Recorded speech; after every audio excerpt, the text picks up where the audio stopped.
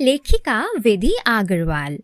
একসময় রোহন, নিতা এবং সীমা নামে তিনটি বাচ্চা ছিল। তারা প্রথমবার ফেরি নৌকায় চড়বে বলে ভীষণ উত্তেজিত ছিল। তারা যখন বন্দরে পৌঁছালো তখন বিভিন্ন ধরনের নৌকা দেখে তারা সবাই বিস্মিত হয়ে গেল। সেখানে অনেক নৌকা ছিল। প্রথমেই তারা দেখল একটি দাঁড় টানা নৌকা। মানুষজন কাঠের দাঁড় বেয়ে নৌকাগুলি এগিয়ে নিয়ে যাচ্ছে। তারপর ওরা দেখল পাল তোলা নৌকা। বাতাসের ধাক্কায় বড় বড় পালগুলো ফুলে উঠছে আর নৌকাগুলো সুন্দরভাবে জলের ওপর দিয়ে ভেসে যাচ্ছে।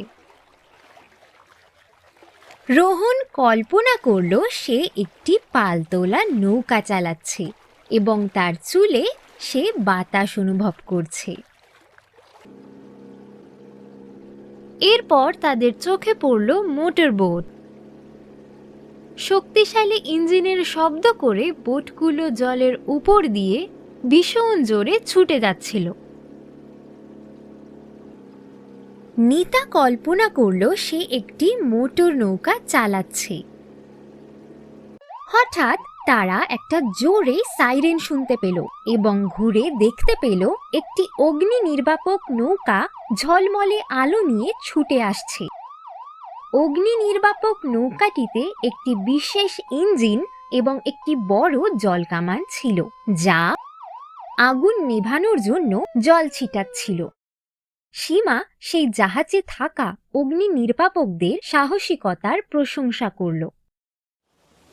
কিন্তু সবচেয়ে উত্তেজনাপূর্ণ মুহূর্তটি ছিল যখন তারা যেই ফেরি নৌকায় চড়তে যাচ্ছিল সেই ফেরিটি দেখতে পেল।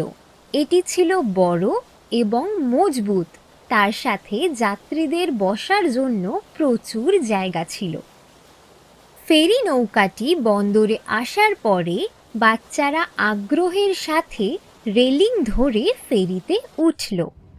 যখন তারা রওনা হলো বাচ্চারা দেখতে পেল একটি বিশাল মালবাহী জাহাজ যা খেলনা, খাবার এবং কাপড়ের মতো অনেক জিনিস এক জায়গা থেকে অন্য জায়গায় বহন করে নিয়ে যাচ্ছে।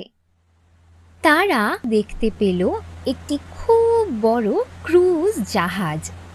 একটি ক্রুজ হলো একটি ভাসমান হোটেলের মতো যা সমুদ্রের ওপর ভ্রমণ করে, যেমন সুইমিং পুলে সাঁতার কাটা, সুস্বাদু খাবার খাওয়া, এমনকি অনুষ্ঠান দেখা।